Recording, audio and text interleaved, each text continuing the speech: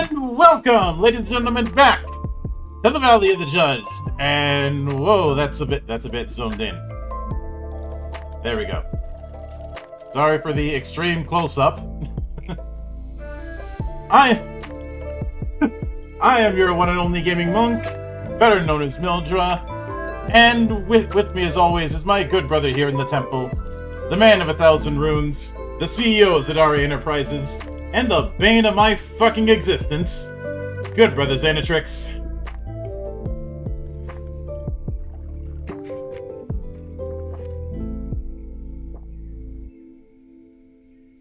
Fuck me, I thought I fixed that.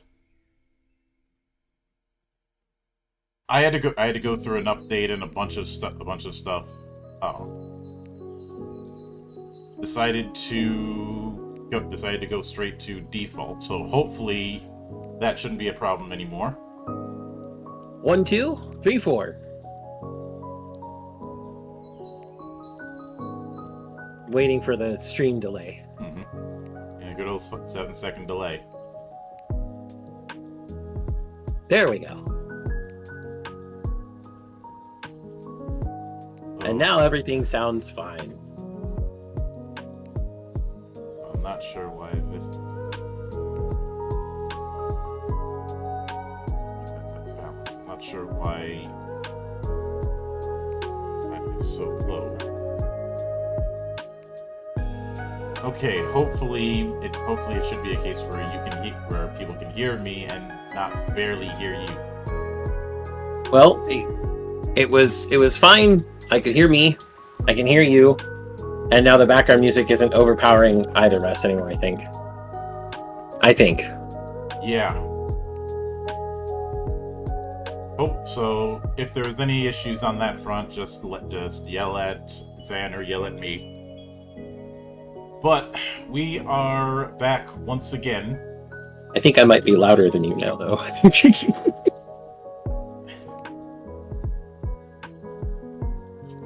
Sick. So hopefully that fixed it. Every time I think I've got the audio issues handled, something new comes along to make my life interesting.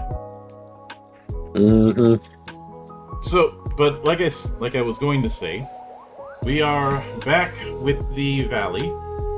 This time around, delving into Wasuremonogatari, because after finishing Flux Fantasy, we have our requisite one-shot before we get into our next season.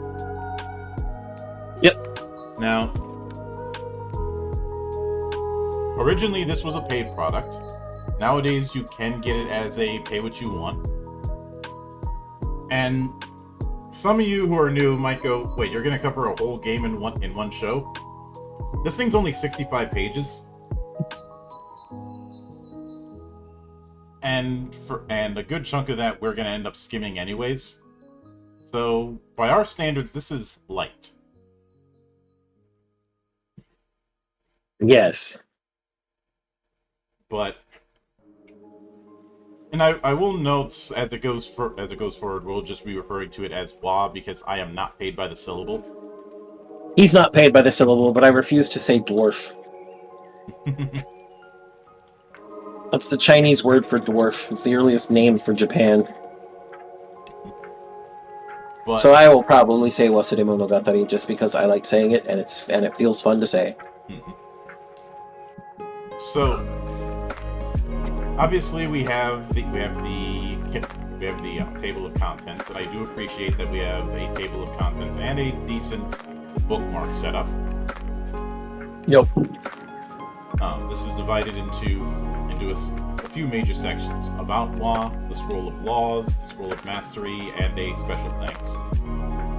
But there's no index. No. But there is hyperlinks in the table of contents, so mulligan? I suppose we can give them the mulligan. Again, 65 pages. Yeah, it's not really that long. And because of the way the text is set up, I am going to zoom in a little bit. Yep. So, first part of it is the do of role-playing. Basically, what is a role-playing game? I think that's the do of role playing. Then what you need, which is, again, self-explanatory. Then the name. The name of the game is pronounced Wasuremonogatari. It is a pun, which are quite common in Japanese. It combines the words for forgotten with story, which we've translated as lost story. They say transliterated. Transliterated, sorry. Monogatari It's lost is also story. used to describe the story of a person or thing, such as the Genji Monogatari. The pun is intended as a reference to Bakemonogatari and Katanagatari. So the puns behind Bakemonogatari and Katanagatari are sword of a story or story of a sword and story of a monster, because Bakemono can be monster. Wasuremonogatari is just forgotten story. Not as much of a pun. But it is an opportunity to bring up one of our favorite memes. Japanese word. It's fun. But then we get into game themes. Wasuremonogatari, or Wa, is stylish, not just in the design of the game, but in how the game is played. Think of the characters as the heroes and villains of an anime or manga. They have personality, motivation, background, traits, and depth. They ham it up when they need to. They know when to kick in the screens. They know when to monologue, and they know when to reveal their true powers. And it goes into a bit further in that. And they say this is meant to be channeling anime, but I'd say in particular this is channeling a little bit of shonen battle manga and certainly a lot of period drama. Could be. It's definitely not urban fantasy from the art style. No. This is definitely going for the various eras of medieval Japan. And they do mention several different themes that you can go into. But right after that is the open world. Saying the book you now hold is only one aspect of the world of Wasuremonogatari. Wa is what we call an open world, where we, the creators, offer the concepts of the world to the consumers.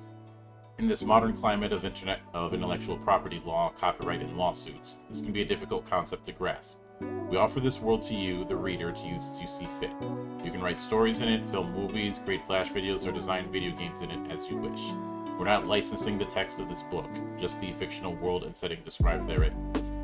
You can find more information in the wiki, and we have a hyperlink to that. Is that site even Wow, active? dash art. Let me check. It is not.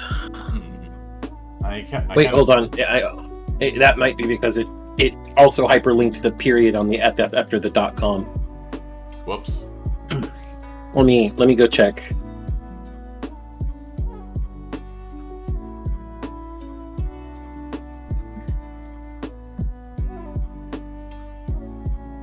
No, it doesn't exist anymore.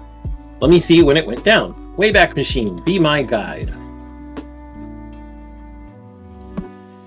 Looks like the last time it had an active page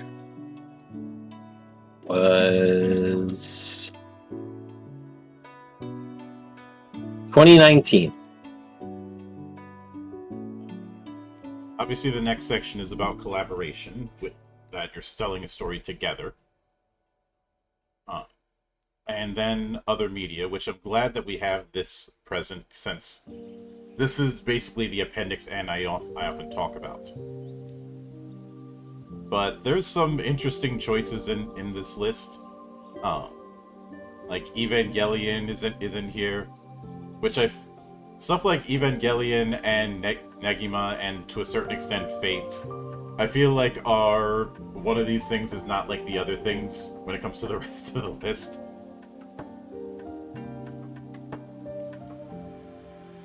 Oh.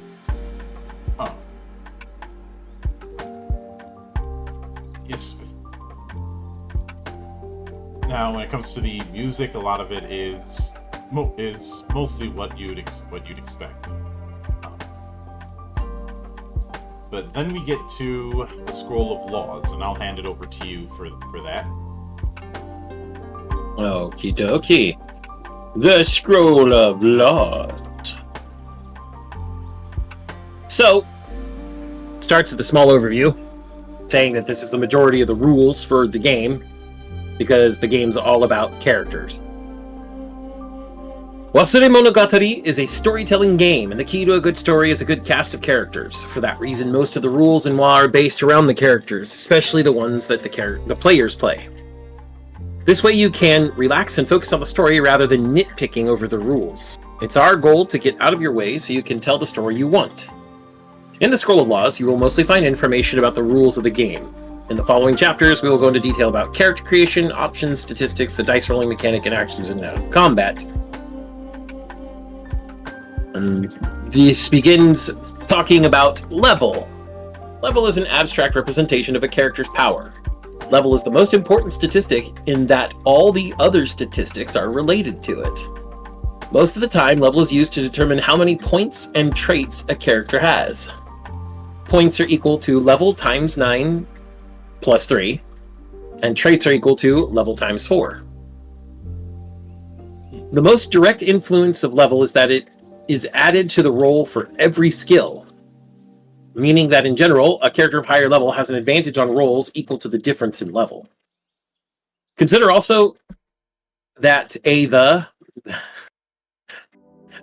think that's supposed to be as, because looking at the rest of the sentence, that as the gap in level between two combatants grows, the less likely the lower level character is to succeed. At a difference of 3 or more, the lower level character has less than a 5% chance to win in general. That's interesting. Then we have the formulae, which WoW tries to keep the math of character stats very simple and easy to calculate so that the game is not bogged down in rules minutiae. Here are the formulas for used for creating characters. Level can be between 0 to 9. As mentioned before, points is level times 9, then plus 3, and traits are level times 4. Health is level plus points plus 3. Energy is level plus points. Initiative is points times d6, or points amount of d6 plus level. I'm guessing points is however many points you're throwing into it. Movement is level plus 3. Couldn't they have just put 2 times level plus 3? Personality is points d6 plus level, reputation is points d6 plus level, and skills are points d6 plus level. And we have character creation. This chapter goes over the phases of creating a character. This is done at the beginning of a game, when the master is assembling the players and setting up the story. Character creation is very collaborative. It's best to do a character creation session where everyone is present, or to do the same over a forum or email chain so that everyone can bounce ideas off of each other. It also helps keep everyone on the same page as far as where the story is headed, another important part of setting up the game. One of the most important steps for creating a character is getting on the same page as everyone else. You'd probably build a different sort of character for a game about courtly intrigue in the Akahan clans than you would for a game about trade and piracy in Kinsol. Since the game is a collaborative storytelling environment, everyone must be on the same page. Most of the time, the master will have an idea of what sort of game they want to run, and will collect information from the players to solidify this concept. The master may even have a short survey to gauge your interest in different types of activities. Be honest but flexible, and try to come to a consensus about where you want the game to go with the other players.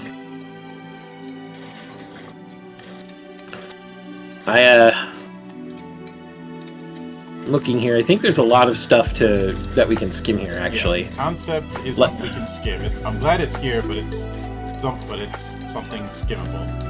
Oh. Well, I do want to point out that in concept, it's basically talking about what character concept you want to design your character around, and whether you want to make a unique character or fill a niche that isn't necessarily filled. And it even has some sample character concepts, like the Kitsune Reijin Ninja Taoist, or the Okami Hanjin Wolf Spirit Ashigaru, or the Obake Metalsmith serving the court of the Kami, among others. And it goes into story. I do appreciate the bullet points on that part. Almost reminds me of L5R's 20 questions, but it doesn't go quite that far. And these are only some of them. Yeah. They say that it's a list of examples. Mm-hmm. Then we have races, which first one is Ningen, so humans. Yep. We also have a nice little chart about the different races and the power that they have over time, as well as how some of them may have split off, going from the time of the Kami to ancient times to the Foundation era to the Second Dark Age to now.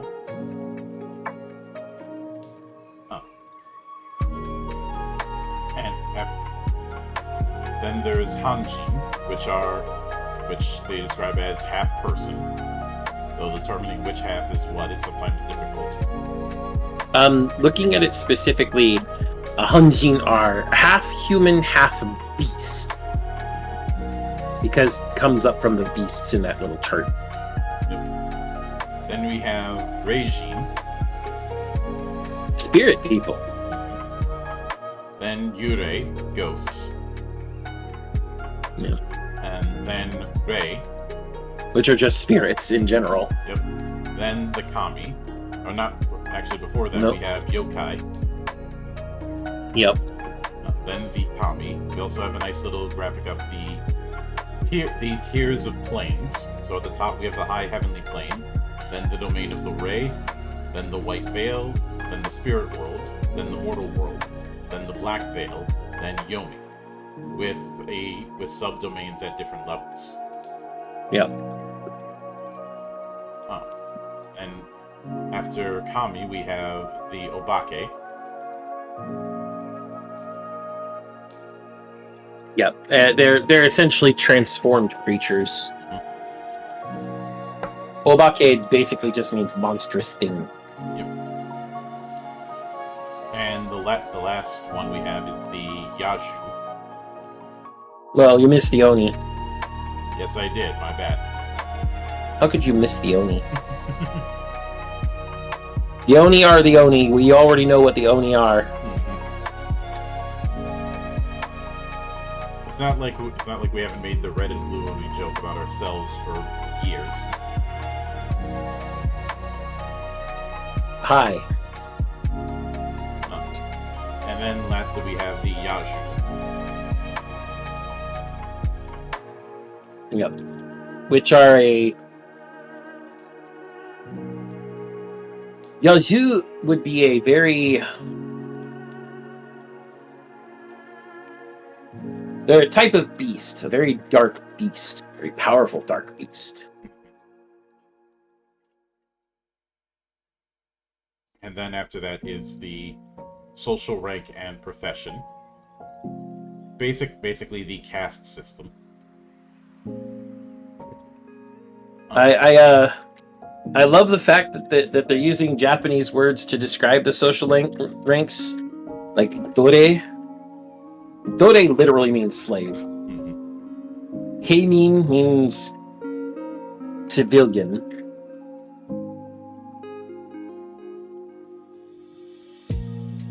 Yep. Kyuhan, the 9 clans. Akahan, the red clans. The Kinhan for the gold clans.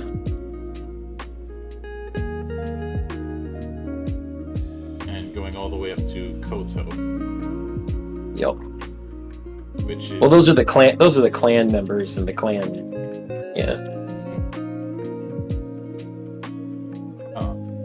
Then factions, starting with the Bakufu.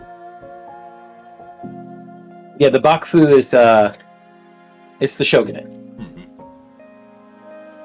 Then after that, the succession daimyo, which are the daimyo fighting for the emperor's throne. Then the Shrine Association, so So It's a guild of Shinto priests. Hooray! Then the Temple Association. It's a guild of Buddhist monks. Also hooray! Then the Kuroshuhai. Kurosuhai. Yeah, Kurosuhai. Which Kuro pretty much says it all, doesn't it?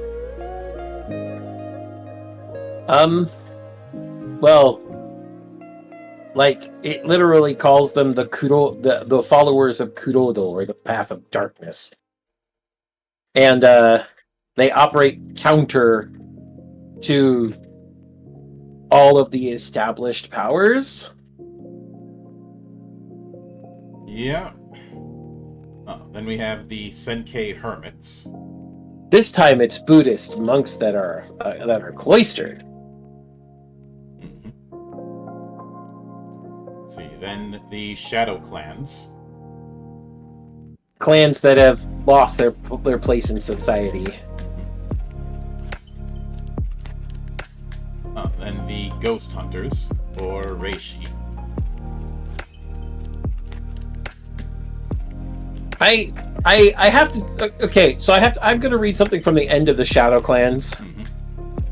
Two of the most infamous Shadow Clans are continued to be extinct. The blood-spattered Satsui Ninja Clan. For anyone who's played their Street Fighter, they know that Satsui, these murderous impulses. And the wielders of the Cursed Eye, the Datenshime Clan. Datenshi means fallen angel, and me is another word for eye. They're just called Fallen Angel Eye Clan. Somebody's been trying to stretch their anime chops, I see. Oh. But yeah, the Reishi are Onmyoji. Mm-hmm. See, then the Royal Guard. Self-explanatory. Mm-hmm. Yep. Then the Fishing Guild, which is self-explanatory. Mm-hmm. Oh, The Counter-Reform Movement. Mm-hmm.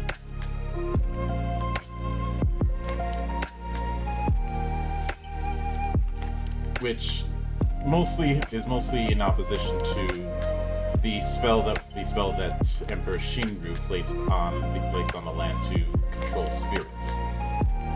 Yeah. And they want to apparently release the spirits. Mm-hmm. At least some of them do. Yep. And the Inner Garden, which is described as a secret service branch of the Bakufu. Yeah, that protects potential heirs. Mm-hmm. Then the Kamizoku. Kaminzoku.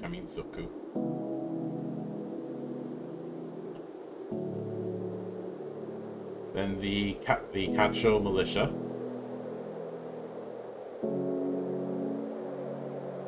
There's a lot of fucking things. Mm-hmm. Yeah, a lot. I would, looking at the Kaminzoku, Mm-hmm. they are the Ainu. Yeah, and we're not going to go into each of the individual factions. Just note that there are a lot of them. Yeah, we've covered 2/3 of them. We're now about to skip past some of them. Yeah. After that is power, and power is essentially the tier. In WoW, the levels of power are fewer and more meaningful than in other role-playing games. They range from 0 to 9, with level 0 representing animals, some ghosts and spirits, and other small creatures, and level 9 representing the entities who have attained enlightenment. The bulk of the human population are level 1, with soldiers, magicians, monks, priests, and other powerful sorts of people taking up level 2. Above level 2 are veterans, heroes, and mysterious powers and spell spirits. Many games will start at level 1 or 2, with the heroes just starting their adventure. Other games will start at a slightly higher power level and accommodate for characters with lots of backstory and power. Note that the range of levels for a given race isn't a limit, it's merely where the majority of individuals lie on the scale of power. Heroes the characters are playing are often outside the bounds of normal society and can frequently reach levels of power higher than the bulk of the mortal races. And then we have stats, which is decided after one's level has been picked. You already know one of the stats, the character's level. Yeah. The number of skills, attributes, and traits you can have is based on your character's level. First off, points are used to buy skills and attributes. Once again, that's equal to level times 9 plus 3. Traits is the sum of all traits you own. The max number of traits you can have is equal to level times 4. You gain points and traits over time, and these will cause you to level up. At the beginning of the game, make sure you take skills, attributes, and traits that befit your character concept, story, and power. These will help you and the others take on your roles. And then we have extras, which include perks, which are small powers, benefits, or attributes that can make your life a little easier. Flaws, which are analogous to perks, except they make life a little harder. And equipment. I do like that they note they don't want to concern themselves with individual arrows and how much weight you're carrying. Instead, you're assumed to have what you need for the task at hand, unless the master reasons otherwise. A samurai, therefore, is assumed to be armed with their daisho under most circumstances. Equipment is thus used to represent extraordinary objects or artifacts of great power. You wouldn't usually bother writing down that your ninja has shuriken unless they were enchanted whirlwind shuriken, crafted by the snow woman in Futo. Likewise, you wouldn't bother to track your samurai sword unless it was Senjo Gahara, the blade of 1,000 battles. Another interesting use of equipment would be to note the absence of an item that a character typically used or needs. Individual pieces of equipment do not have statistics to interfere with your character's stats. Instead, they're used in role-playing to help you perform stunts that are interesting and exciting for the group. Then we have attributes. The first one is health. Your max health is equal to your level plus points plus 3. Your current health is max health minus damage. Initiative is points d6 plus level, same as the skill. Movement is... I think we already covered movement as it was when we covered that brief list. We have reputation, which it basically is representing social standing and is an active attribute of points d6 plus level. Then energy, which is referring to ki, though some magicians and monks have other sources of energy, such as spirit wind, chakra, or pacts with dark creatures. This is level plus points. Energy is usually spent in one of two ways: recuperation and boosting. Characters can recuperate by channeling their energy into their bodies. This takes one turn in combat and allows the character to transfer 1d6 energy to the same amount of health. Characters can also use energy to boost their abilities, granting themselves a bonus on a single roll. This effect is visible to anyone who can see the character, often provoking counter boosts from opponents. Energy traits can be used to request rerolls on recuperation or to enhance boosts. Magicians and other mystics often use energy traits to enhance their powers. Then personality, which they say combines willpower, cunning, charm, and personal magnetism into a single stat used in contests of will. This is points d6 plus level. Personality is often used in intrigue settings and spy missions, as well as comedies and romances. Then it gets into skills. And there's a lot of skills. And a lot of traits within those skills.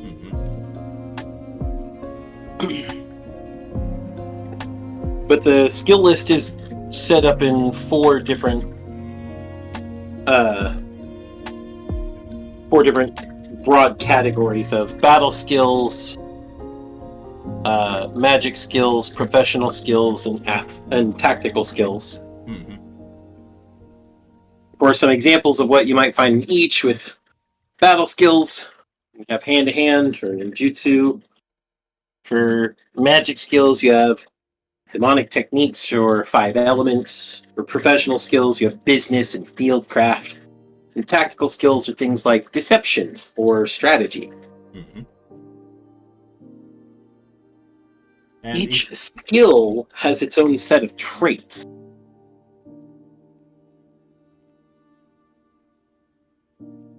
And it's very clear that traits aren't meant to be detailed in the way that they have it set up, but more like a tag. Yeah. So, as tempting as it would be to go through all of the skills, that is something we are skimming. Especially since crunch-wise, they're generated the same way. Yeah.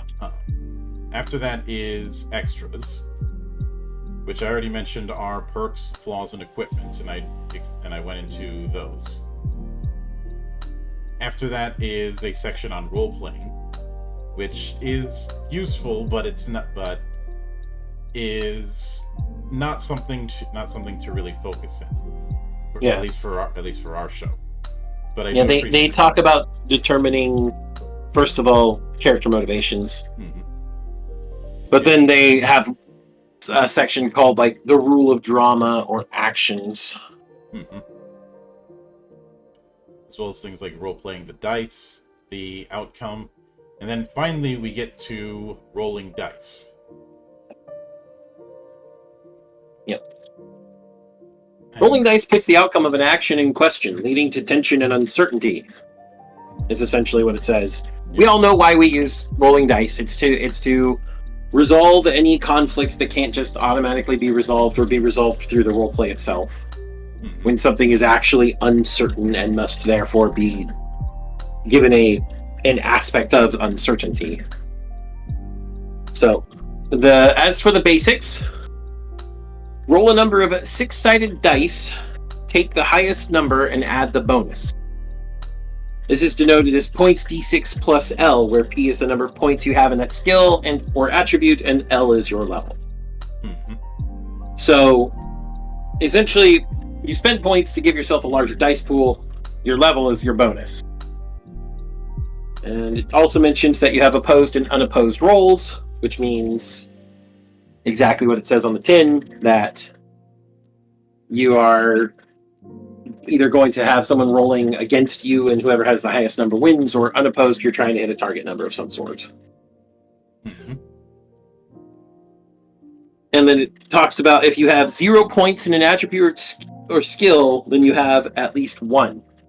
And they roll 1d, or that they have at least 1 trait in.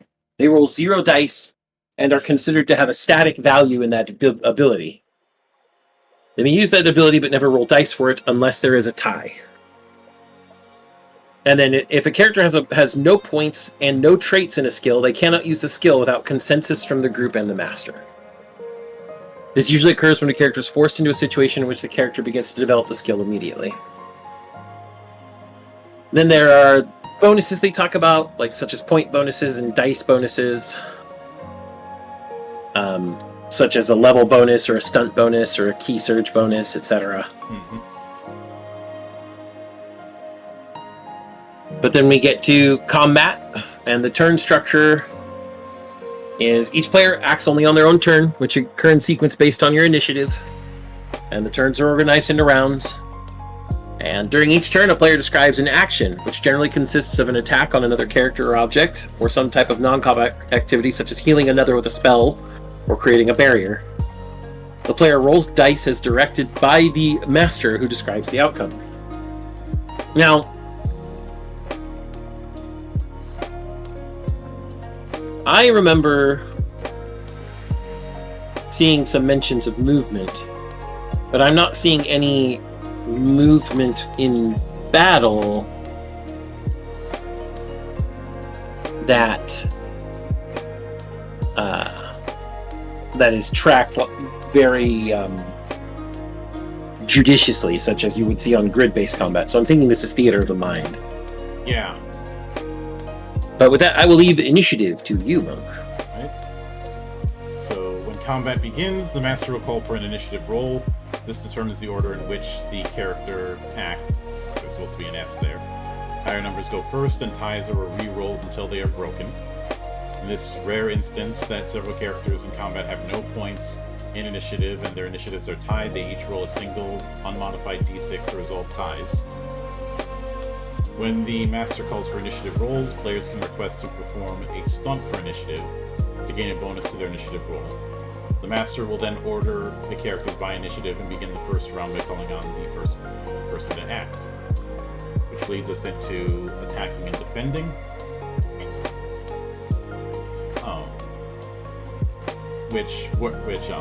Attacking and defending is essentially a skill, and is resolved in the way skills are resolved.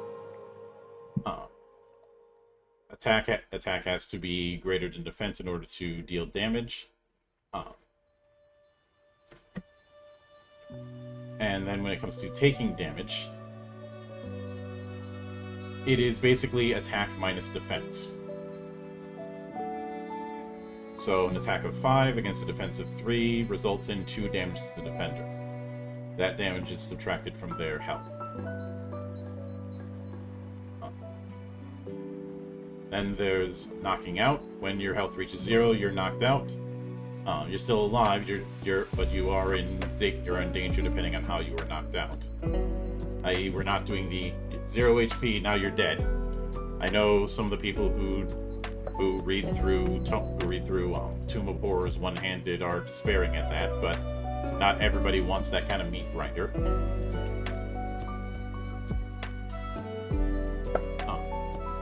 But then we have role-playing stunts. Sometimes you'll find that you need an advantage over an opponent, or come across a situation that you really do need to succeed at. It's times like these that players can unleash the power of role-playing stunts. These are special actions that go above and beyond the normal action to enhance the story and excitement forever. For performing a stunt, the master will reward you with a bonus on your roll for an action, depending on how you've role-played and described your stunt. The benefits can be huge for well-done stunts. Stunts are usually comprised of several chained-together acts, or one single major action that a character puts all their resources into. Stunts are usually made up of one or more traits or pieces of equipment used in novel ways. For example, using an artifact sword that can cut anything to slice down a building as a distraction for a body flicker sneak attack. Traits are often used to their maximum potential in stunts, stretching them to the limits of imagination. Stunts should be seen as a way to articulate a special combo or complex series of attacks or defenses that a player wants their character to perform. They exist as a way to reward players for creative thinking and exciting role-playing, not as a simple tool to gain bonuses on every roll. In general, performing a stunt takes the place of an action, so if you do a teamwork or combo stunt, you won't be able to attack or act on your turn aside from the stunt you're performing. And teamwork stunts, which are exactly what it sounds like, and combo stunts, which allows you to use your turn to give another character a bonus. So you basically have teamworks, which are 2 people working alongside each other, and combo, which is 1 person proccing for another. But what I don't see in this is how that bonus manifests. Is it a case where you're rolling an extra die, like say an Exalted? Is it a case where you're getting a flat bonus? What bonus is the master giving out when you're performing a stunt? I know in initiative it said adding an extra die, I think, but that's it.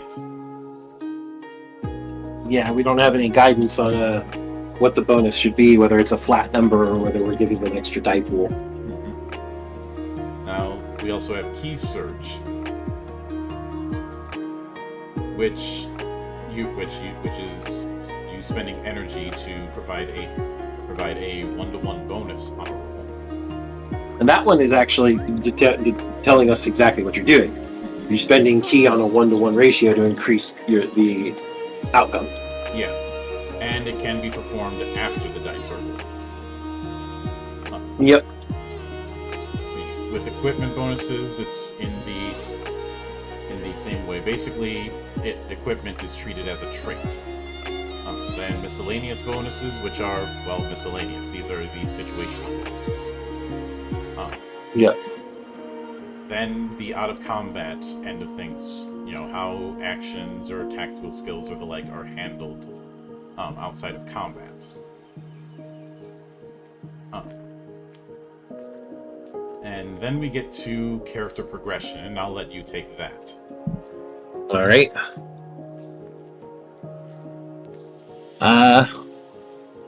Yep. It's you get experience points, and the points are used to gain new attributes, skills, and traits. Getting experience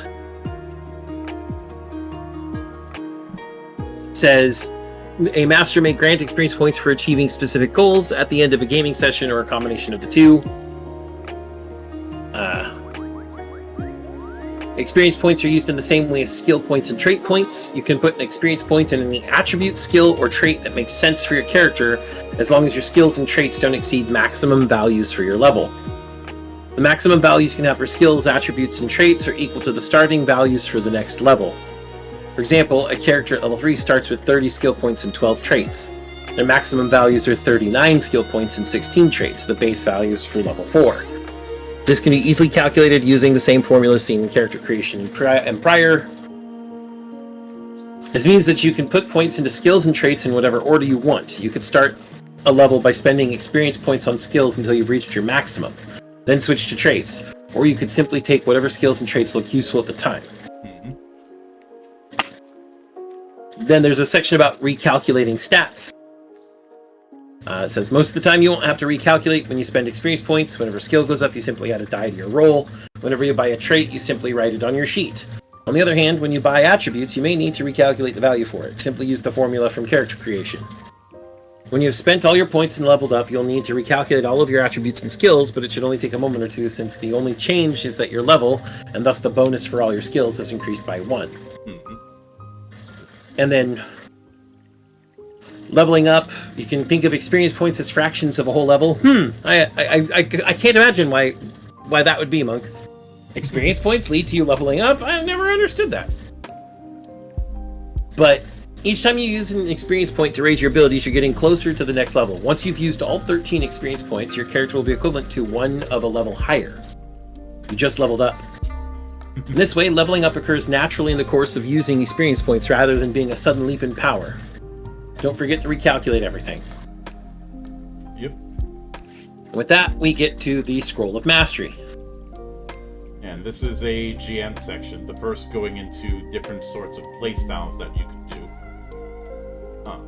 Second is advice on involving the players into those systems. Finally, antagonists, with a little chart about the relationship between level and population. Mortals in Kyoto, spirits in the heavens, and not Kyoto, Kyokuto. Then spirits in the heavens and spirits in Kyokuto. And interesting monsters, rivals, anti-villains, winning and losing. Then finally going into adventuring. As well as talks about how to build plot lines and so on. Yep, and the damage dealt versus received when it comes to a level difference. So even a 1 level difference does skew for or against you depending on which side of the aisle you're on. Yeah, with a 1 level difference, if you're above by 1 level, you'll be dealing 74%. They do it in this weird ratio of taking 100% and splitting it, because at a 0 level difference, it's a 50-50 damage dealt versus received. And as you go up further, it's 74-26, 89-11, 97-3, and then at +4, 99-1. Which leads me to believe if you're 5 levels above everything, they just can't hit you. Yeah. A little bit further into that, we have a few sample ideas for adventure seeds that you could roll as essentially the equivalent of a mission generator. All of them using d6s. Then the rules and mechanics, starting with the golden rules. Which is, if it ain't fun, fuck it. That when to call and when to not call for a skill roll. The way opposed and unopposed skills are going to work. Taking 3. So if you don't want to spend time for die rolling, just take 3. This is the equivalent of taking 10 in the more ubiquitous games. Actually, this isn't the same. This is, you are literally taking the 3 on the face and just going with that. Yeah. There's just not the time factor that there is in, say, taking 10 or taking 20. Yes.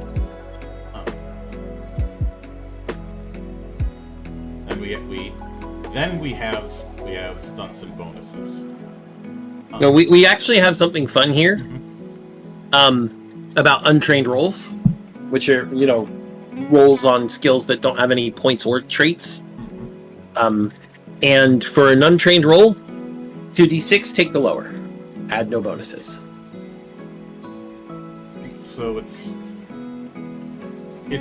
so you're not as screwed if you're not trained in a given skill.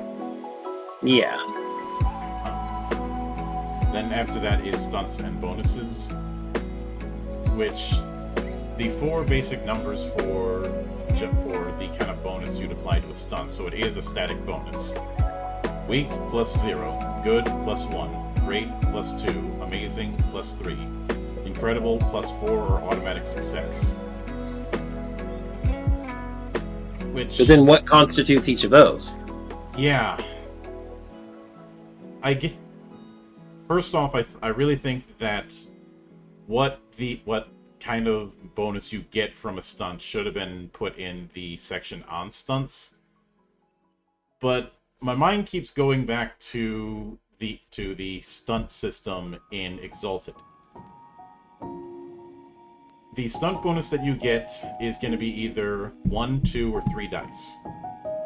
Yeah. And it does go into detail about a 1 die bonus being something that was nice, 2 die being pretty cool, and 3 being something that the whole table goes, that's fucking awesome.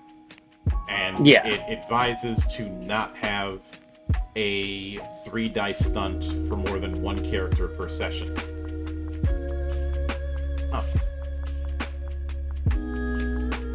And it's really a case of, if you're gonna have that sort of blank check, you do need to establish where the line is. Exactly. And maybe it's the dice goblin in me, but I would have gone with additional dice rather than a flat bonus. Because people will always say yes to the opportunity to roll more dice. Yeah. But I can see why you're saying that. Yeah. Then it gets to critical. And they say critical rolls are not included in the core rules for 3 main reasons. They add unnecessary complexity to combat because WoW values the player's role-playing more than chance, and because they can be difficult to calculate probabilities for, especially using virtual tabletops. However, for many players, this extra element of chance can be quite exciting. Here are several variants. I don't agree with the reasoning as to why criticals are not in the core rules. When it comes to the whole thing of valuing role-playing more than chance, if that was the case, then this should have been a diceless game a la Ember.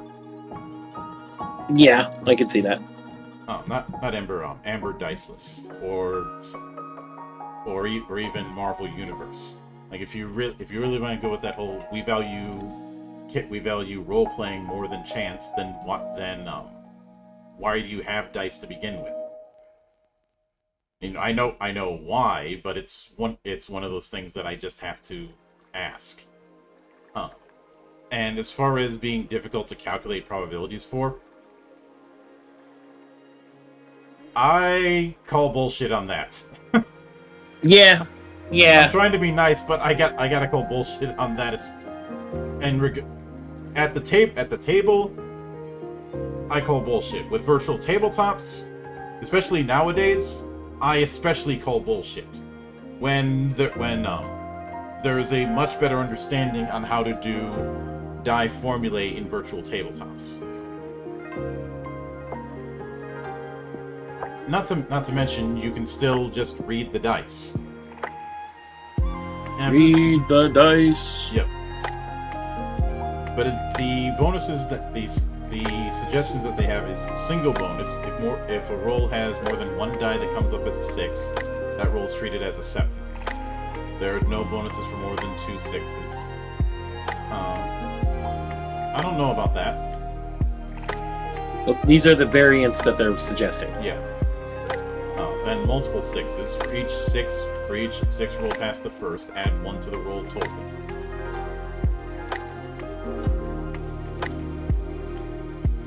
And then add rolls as normal. That one's a little bit better.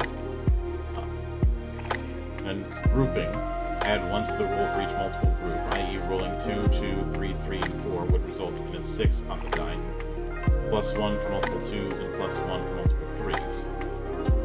This limits the possible bonus to +6 on the die, no matter how many dice are rolled. Or bonus die, when 2 or more 6s are rolled, roll an extra die. So basically, double boxcars explode, which these, I think it doesn't explode. That's not how it works, Monk. Never mind. The result becomes the result of that new die +6. So a roll of 1, 3, 6, 6 with a re-roll of 4 becomes a total die roll of 10.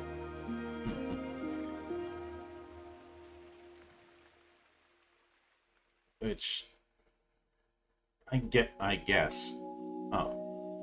Then it goes into traits, which we've mentioned before. Then recuperating, which we've mentioned before. And then we have when it comes to the enlightenment part, it mentions that there's levels beyond 9, and the level ranges for the different types of folk within the system.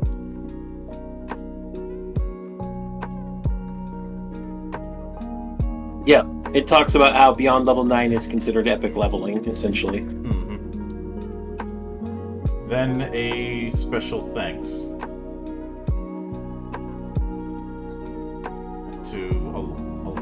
to some of the people who helped out with the Kickstarter version. And yep, that more or less sums up Wasuremonogatari. And okay, I will get into how I would grade it in my scale.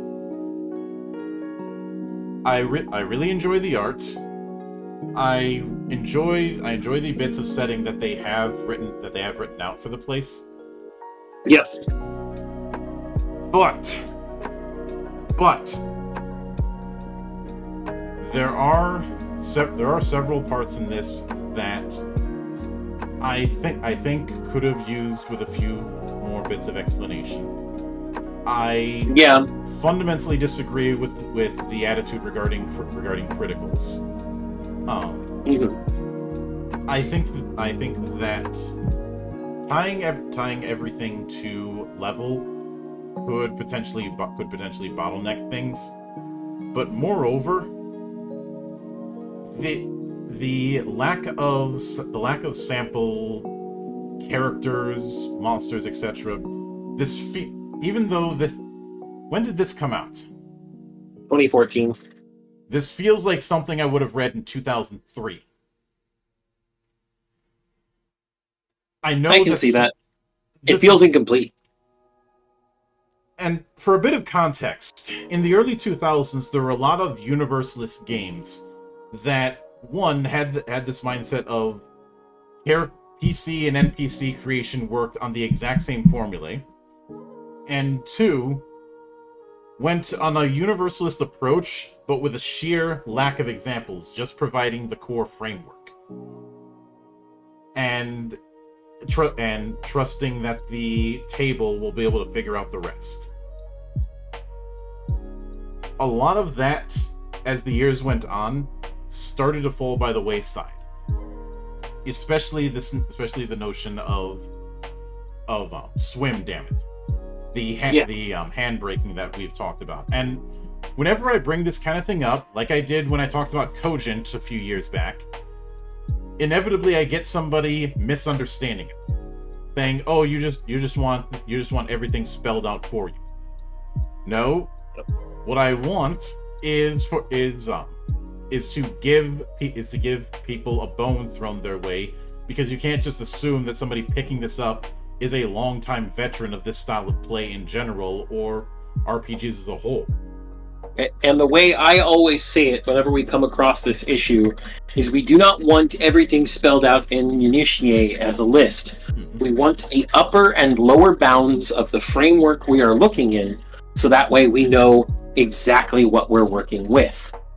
Giving an upper bound and a lower bound, or a few examples of the boundaries, is not giving out the full framework in minutiae. And while I am at it, this game bills itself as the anime and manga RPG. You know how I've gotten on the world's most litigious role-playing game for not knowing when to shit or get off the pot regarding what style of fantasy it is? Yep. To a certain extent, I have that problem here. It wants to talk about how you can use this to run anime and manga campaigns, but so much of its text clearly is leaning towards one particular setting. A fictionalized Japan? Yeah, which, if that's the route you want to take, fine. Build around that. The closest parallel when it comes to this that comes to mind is obviously Legend of the Five Rings. Which, yes, is another fictionalized Japan. It very much is, and integrates a bunch of other stuff, even though some people still insist that it's somehow wrong for not depicting a realistic version of historical samurai, even though at no point in the last 30 years was that ever part of the design. Yeah. But Rokugan was never do that way. But L5R is expressly built for campaigns taking place in Rokugan. I know some might stretch. What about the Burning Sands? That's its own separate book with its own separate rules, and it was never updated past 3rd edition. Okay, that's a partial lie. There was an update. There was a update PDF for 4th edition, but I'm getting too much into the weeds. It is tailor-made for it. The clans, skill list, the weapon list, the schools, the magic systems. All roads lead to the Emerald Empire. Yep. Which is not just fictionalized Japan. There's also many bits and pieces of fictionalized China in there. Yeah. But fictionalized Japan is the core part of it, with other aspects put into the mix. Yes. But the point is, it is very much built around that, and Wasuremonogatari wants to talk as if it's doing this broad sandbox, the open world as it claims, but in practice it isn't. And in addition to that, since there's not really a mechanical part to the choice of race or faction, I feel like that's a missed opportunity. Like, I'm not saying that there needs to be some sort of rule, but at the very least provide some sort of package of what skills a certain faction might favor, or what skills might be better for certain tones. Mm-hmm. I think one of the other things that we have a bit of an issue with is the means when it comes to rolling dice. In particular, the fact that stunts were something that was not outright stated until we got to the GM section, and even then it was still not very. It didn't guide very well. Yeah, and all it named was. If I'm being honest, these suggestions regarding criticals, I think they kind of overcomplicated it. Yeah. Choosing a specific critical schema would have been less of an issue. I think in your system, this would probably be playable, and maybe caution. Caution. Yeah. Because even the core has some interesting concepts, and the philosophy behind it is somewhat sound. But trying to run it is going to require a significant amount of work, about as much amount of work as a Universalist style game. But most Universalist games that you would find back when this came out and now will provide some degree of examples. Hell, on Thursdays, not too long ago, Monarch and I covered Mysteries of the Yokai, which is very similar to this kind of game in terms of the type of tone that it's going for. Yeah. But it has those examples. It has several full-on examples and a whole guidance regarding building its sample characters. Yeah. So Wasuremonogatari really probably does deserve to remain a lost story then. When we grabbed this off of DriveThruRPG, we noted that one of the reviews stated that it was too expensive for the price.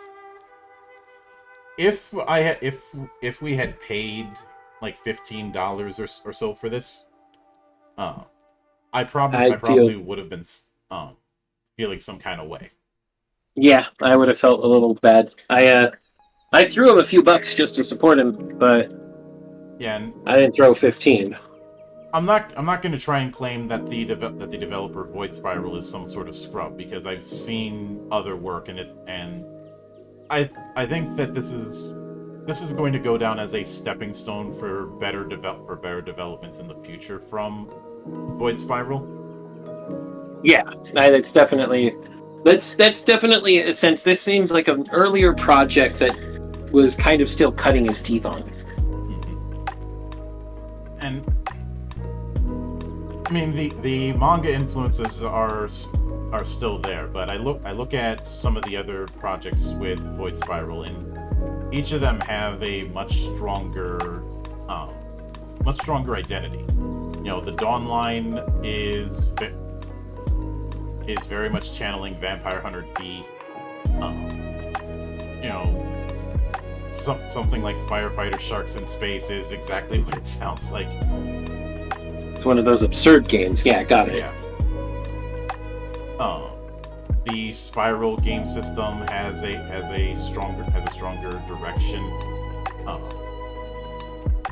And Heroines of the First Age is actually something I've considered doing a full-on, not necessarily a review for, but something something to showcase to people who want to lean into Mahou Shoujo, that this is one angle you could potentially take. But with okay. Now, if somebody wanted that more universal if somebody wanted to do D6s but have something that leans a little bit more into that universalist approach of anime role-playing, I'd be more willing to send them over to Open Versatile Anime. And I can see that.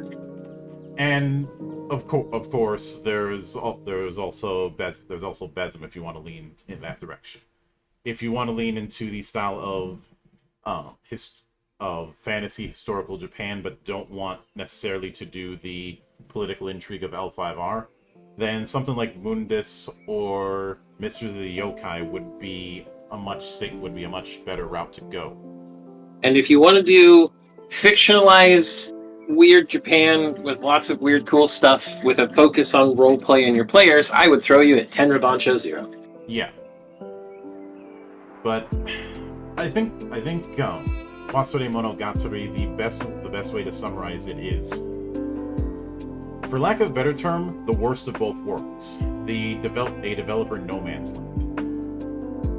I can see that one. For me, the best way to summarize Wasuremonogatari, it feels incomplete. There are things you could add and tweak that would very easy things too. I could probably change this game into one that plays a lot better with some minimal editorialization. And probably a dozen or so pages of just NPCs. Yeah, again, nothing against Void Spiral. Like I said, like you said, this is earlier in his time of developing, and this was probably a stepping stone to learn from. And from what you've seen, he has learned, which is good. Mm-hmm. But this is a case of missed opportunities. Yeah. Am I saying that this should be revisited for a second edition? Probably not. Though I wouldn't be opposed to this being revisited just as a rules agnostic setting book. That, or if he really wanted to go back into this sort of fantasy Japan thing, he could do, or hold on, let me think of that. It's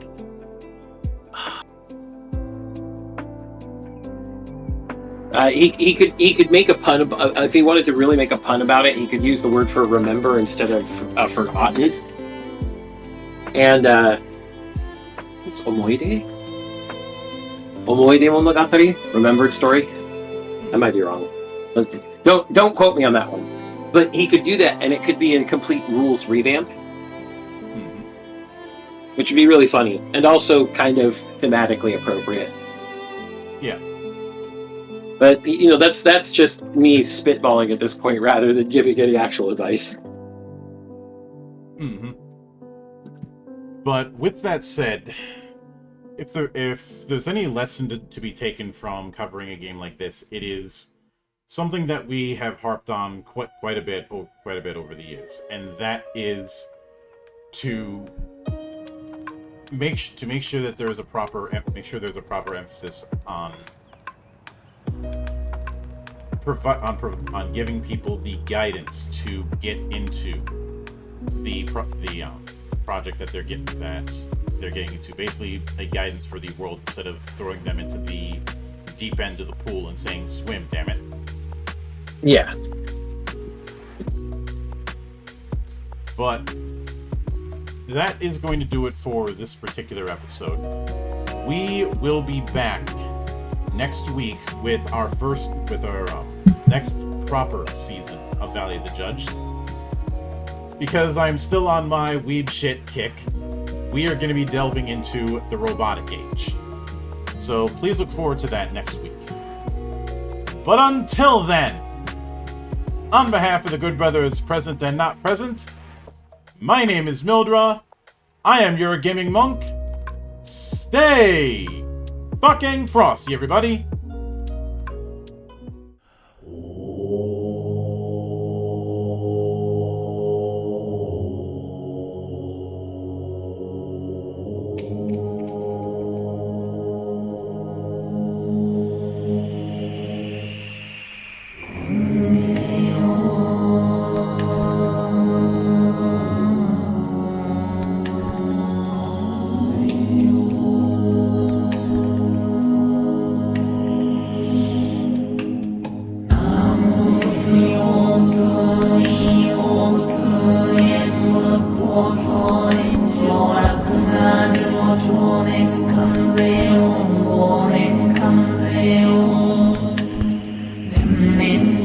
Thank you.